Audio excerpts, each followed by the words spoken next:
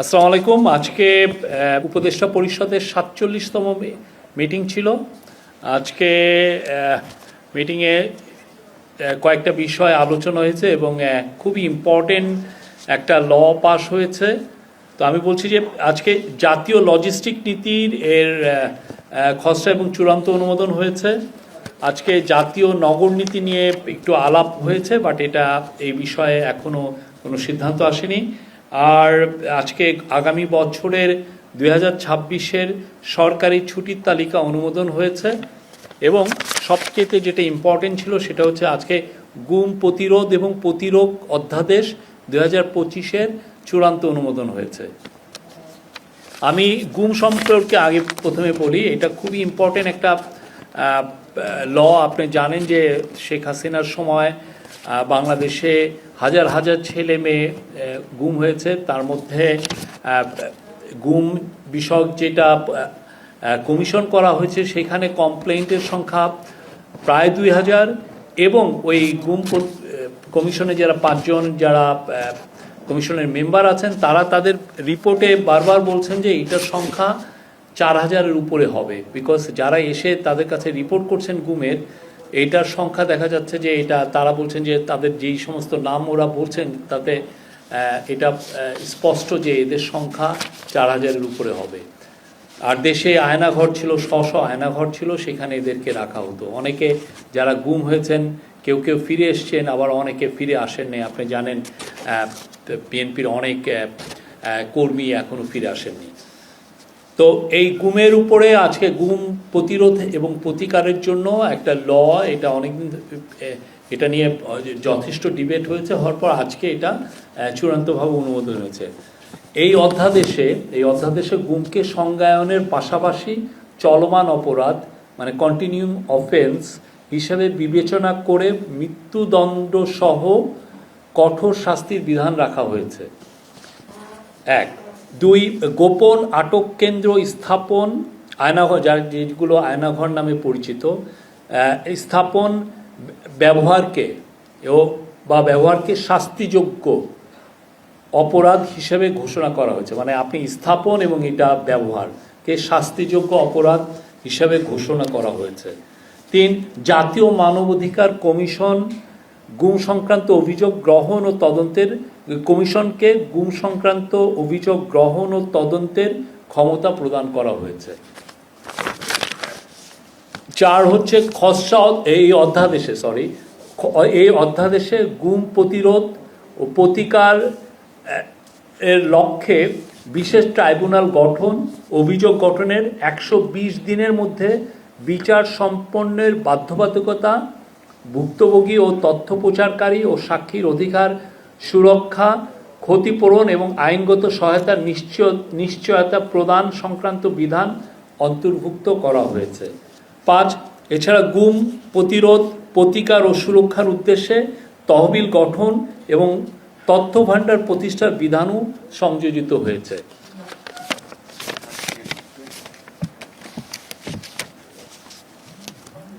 আর আপনি জানেন যে এই গুম সংক্রান্ত একটা ইন্টারন্যাশনাল কনভেনশন আছে, যেটার নাম হচ্ছে international convention for the protection of all persons from enforced disappearance.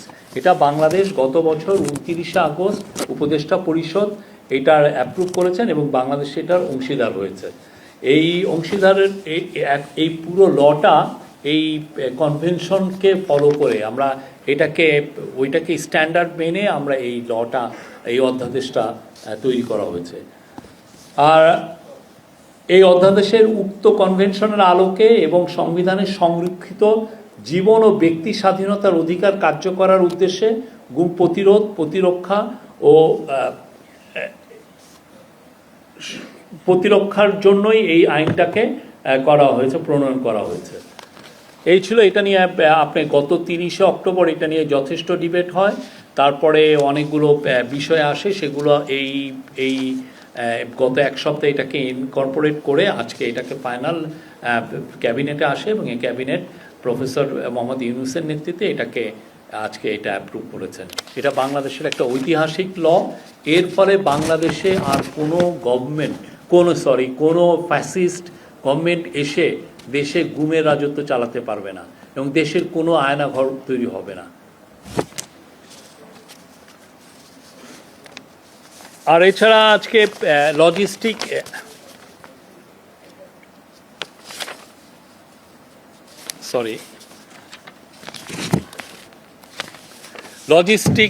একটা নীতিমালা প্রণয়ন করা হয়েছে। আপনারা জানেন নীতিমালা কোনো ল না, বাট একটা নীতিমালা থাকলে যেটা হয় যে গভর্নমেন্ট তার কাজগুলো ঠিক মতো করতে পারে, মানে একটা দিক নির্দেশনা পায়।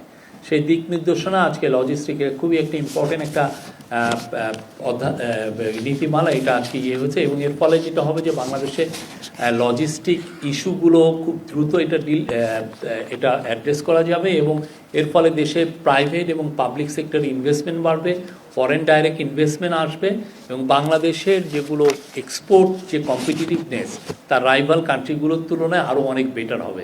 আপনি জানেন বাংলাদেশে আমরা যদি এখন একটা পণ্য রপ্তানি করতে যাই, সেটা এক চিটাং পোর্টেই দেখা যাচ্ছে যে কোনো কোনো সময় 11 দিনের মতো এটা পড়ে থাকতে হয়, তার শিপমেন্টে এত দেরি হয়। তো এই লজিস্টিক নীতিমালা যদি আমরা বাস্তবায়ন করতে পারি, তাহলে যেটা হবে যে বাংলাদেশে পণ্য পরিবহন এবং পণ্যর অ্যাভেলেবিলিটি এগুলো খুব দ্রুত সবার কাছে পৌঁছবে এবং আমরা এক্সপোর্টও খুব দ্রুত করতে পারবো। সে ফলে যেটা হবে যে বিদেশি কোম্পানিগুলো মোর ইন্টারেস্টেড থাকবে বাংলাদেশে ইনভেস্ট করতে। তো এটা 2024 সালে এরকম একটা নীতি করা হয়েছিল, কিন্তু দেখা যাচ্ছে যে ওইটাকে আবার রিঅ্যাসেস করে একটা সচিব কমিটি রিঅ্যাসেস করে দেখেছে যে এটা এটা অনেক ইট ফেল শর্ট অফ এক্সপেকটেশন, এটার কিছুই এটা বেয়ার বোনস ছিল এবং যেটা হয়েছে যে এটার পুরো 2-3 পৃষ্ঠা জুড়ে শেখ মুজিবের বন্দনা ছিল।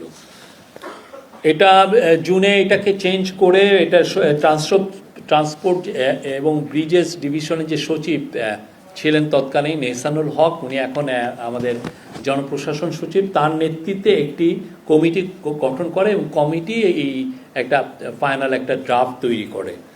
তো এইটা মূল ফোকাসটা হচ্ছে যে 2050 সালের মধ্যে আমাদের যে লজিস্টিক্যাল যে ইস্যুগুলো, আমরা ফোকাসটা থাকবে হচ্ছে মোর অন রেলওয়ে এবং নৌ পরিবহনের উপরে। আপনি জানেন বাংলাদেশের বিশাল পরিমাণ এখনও 3000-এর মতো কিলোমিটার ন্যাভিগেবল নৌ রুট আছে এবং পরিবহন রেলও 3000 কিলোমিটার আছে, কিন্তু এটার আমরা ম্যাক্সিমাম ইউজ করতে পারি না। বিশেষ করে নৌয়ের ক্ষেত্রে দেখা যাচ্ছে যে 7 মাস আমাদের নদীগুলো খুব ভালো ন্যাভিগেবল থাকে, কিন্তু তারপর আমরা এটা ম্যাক্সিমাম ইউটিলাইজ করতে পারি না। এদের যাতে ম্যাক্সিমাম ইউটিলাইজেশন হয় সেই বিষয়ে এটা জোরদার করা হয়েছে। আর এইখানে ইনভেস্টমেন্টগুলো প্রাইভেটও আসতে পারে, পাবলিক ইনভেস্টমেন্ট এবং বা পিপিপি প্রাইভেট পাবলিক পার্টনারশিপ মডেলেও ইনভেস্টমেন্ট এখানে সহায়তার এনকারেজমেন্ট করা হয়েছে। এটার মাধ্যমে আমাদের লজিস্টিক্যাল ইস্যুগুলো একটা ডিজিটাল ইকোসিস্টেমে এসে পড়বে, যাতে আমরা অনেক কিছুই যেমন অনেক কাস্টমসের যে ফিজগুলো বা কাস্টমসের যতগুলো ডকুমেন্টেশন এগুলো সব জন্য রিয়াল টাইমে ডিজিটাল ই কাস্টম বা ই ক্লিয়ারেন্স করা যায় সেই ব্যবস্থা রাখা হয়েছে। এটার মাধ্যমে রিয়াল টাইমে আপনি আপনার পণ্যটা কোথায় গেল, আপনি যে আপনার পণ্য এক্সপোর্ট করবেন সেটা বাংলাদেশে বসে আপনার ফিঙ্গার টিপে আপনি ট্র্যাকিং করা, আগে যেটা শুধুমাত্র ফরেন কোম্পানির মাধ্যমে করতে পারতেন সেটা আমাদের এখানেই আপনার এটা করার সুযোগ হবে। এই পুরো নীতিমালা 11টি অধ্যায় আছে এবং এই নীতিমালার পুরোটা ফোকাসটাই হচ্ছে যে এটা একটা পরিবেশ বান্ধব একটা লজিস্টিক বাংলাদেশে এটা ইনশোর করা হচ্ছে। এই ছিল আজকে। আর ছুটি নিয়ে অ্যাপ্রুভাল হয়েছে। আগামী বছর এক্সিকিউটিভ আদেশ এবং সাধারণ নির্বাহী আদেশে এবং সাধারণ ছুটি হচ্ছে মোট 28 দিন ছিল, কিন্তু তার মধ্যে 9 দিন হচ্ছে শুক্র শনিবার, সেই জন্য অ্যাকচুয়াল ছুটিটা হবে যেটা উইকডেতে পড়েছে সেটা হলো 17 দিন। এটা আজকে অ্যাপ্রুভ হয়েছে। Thank you.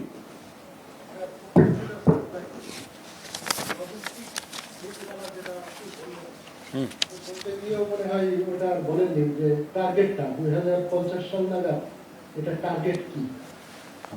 2050 সাল নাগাদ আমাদের যাতে আমরা প্রায়োরিটিগুলো বা আমাদের ফোকাসটা যাতে আমরা অনেক বেশি আমাদের যে লজিস্টিক আমরা দেখেন পুরো রোড সেন্ট্রিক একটা আমাদের ট্রান্সপোর্ট ব্যবস্থা তৈরি হয়েছে।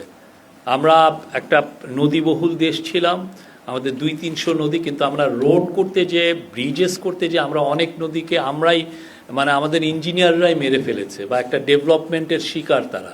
তো সেই জায়গায় এখন থেকে যাতে নদীকে কোনো ধরনের কোনো হার্ম না করে আমাদের যে ওয়াটার তো আমার রিসোর্স, এই রিসোর্সটাকে কোনো ধরনের কোনো হার্ম না করে কিভাবে আমরা আমাদের ডেভেলপমেন্টকে এগিয়ে নিতে পারি সেটা প্রফেসর ইউনূসের একটা কোর প্রায়োরিটি। সেই জায়গাটাও এমফাসিস করা হয়েছে এখানে। আর একটা হচ্ছে যে আপনার রেলওয়ে, আমরা রেলওয়ে 3000 কিলোমিটারের মতো রেলওয়ে আমরা করেছি এবং একটা রেলওয়ের একটা একটা প্ল্যানও নেওয়া হয়েছিল। আপনি জানেন সাউদার্ন বাংলাদেশের রেলওয়ে ছিলই না, সেই ব্রিটিশের মিড 19th সেঞ্চুরিতে আমাদের রেলওয়ে এসছে, কিন্তু আমাদের রেলওয়ে আমরা এখনও সাউদার্ন বাংলাদেশ পর্যন্ত নেওয়াও যায়নি। এখন যে সমস্ত জায়গায় গিয়েছে তারপর দেখা যাচ্ছে যে আমরা রেলওয়ের ম্যাক্সিমাম ইউটিলাইজেশন করতে পারছি না, এখানে এই জিনিসটা বাড়ানো হয়েছে।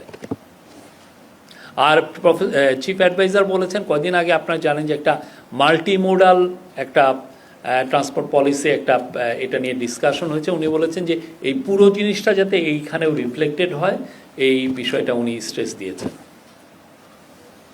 একটা প্রশ্ন আছে, আমি বিদা চ্যানেল 24 থেকে জি বলেন। একটু ভিন্ন প্রসঙ্গে যাব, নির্বাচন প্রসঙ্গে। আসন্ন নির্বাচনে সহিংসতার কথা বলছে IRI এবং অন্তর্বর্তী সরকারের নির্বাচনের সময় নিরপেক্ষতার উপরে জোর দিয়েছেন তারা। এই বিষয়ে আপনাদের কোনো মন্তব্য আছে কি? এই বিষয়ে ও কাজ করছে, ও একটু বলুক। আচ্ছা, আসন্ন নির্বাচন নিয়ে মাননীয় প্রধান উপদেষ্টা যখন থেকেই নির্বাচনের বিষয়ে ডেট ঘোষণা করা বা নির্বাচন কবে হবে এই বিষয়গুলি বলছেন, একই সঙ্গে এর মধ্যে প্রধান উপদেষ্টা রাজনৈতিক দলগুলির সঙ্গে যে সমস্ত বৈঠক করেছেন সেখানেও বারবার সরকারের দিক থেকে বলা হয়েছে আগামী নির্বাচনকে সামনে রেখে কারা কিভাবে নির্বাচন বানচাল করার জন্য নানান ধরনের ষড়যন্ত্র করবে সে বিষয়ে মোটামুটি জাতি অবগত, এবং সরকারের দিক থেকে যেটা করার, সরকার এই পরিস্থিতি মোকাবেলার জন্য যাবতীয় সকল ধরনের প্রস্তুতি নিচ্ছে।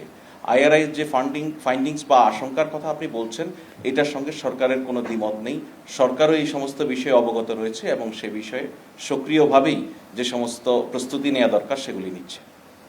আমি তারই আজকের পত্রিকায় জুলাই সনদ বাস্তবায়নের যে বিষয়টা আদেশ 4 দিন তো হয়ে গেল, কোনো অগ্রগতি বা আজকে যেগুলো আলোচনা হয়েছে কিনা এটা নিয়ে আলোচনা? এটা আনঅফিসিয়ালি কিছু তো ডিসকাশন হচ্ছে। আমরা তাদের জন্য তো একটা 7টা দিন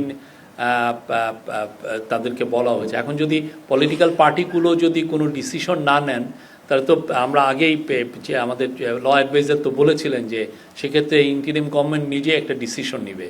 আর এই কি ডিসিশন হবে সেই বিষয়েও এখন প্রস্তুতিমূলক অনেক মিটিং হচ্ছে। বাট আমরা আশা করব পলিটিক্যাল পার্টিগুলো তারা নিজেরাই এই পুরো বিষয়গুলো একটা ডিসিশনে আসবেন এবং আমরা জাতি যাতে খুব দ্রুতই নির্বাচনী ক্যাম্পেইনে নির্বাচনের যেই স্টেজ তৈরি হয়েছে সেখানে যেন পুরো জাতি এখন নির্বাচনের জন্য অধীর আগ্রহে আছে।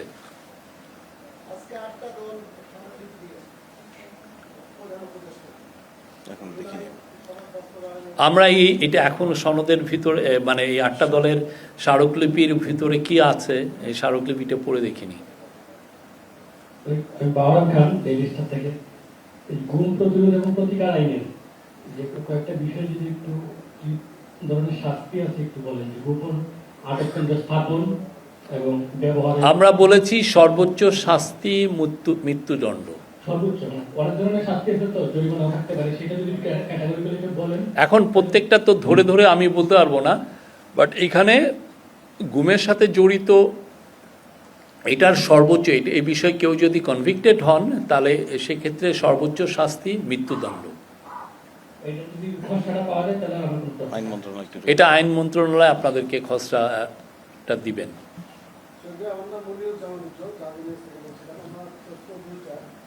গুমের মতো অপরাধে সংশ্লিষ্ট রাষ্ট্রীয় সংস্থার সদস্যদের বিরুদ্ধে তদন্ত কে করবে এবং কিভাবে নিরপেক্ষতা নিশ্চিত হবে?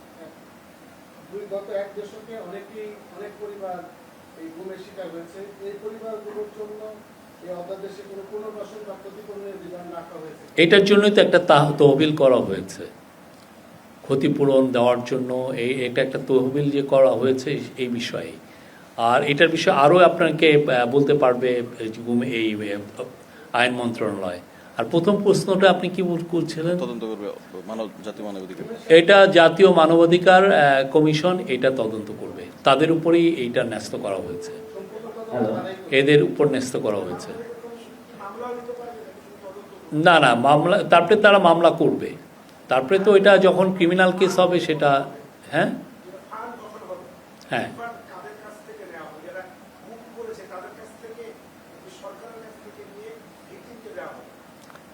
এটা আপনি জিজ্ঞেস করতে পারবেন, এটা নীতিমালায় আরো পরিষ্কার হবে। আমার মনে হয় এটা গভর্নমেন্টই এই ফান্ডে টাকাটা দিবে।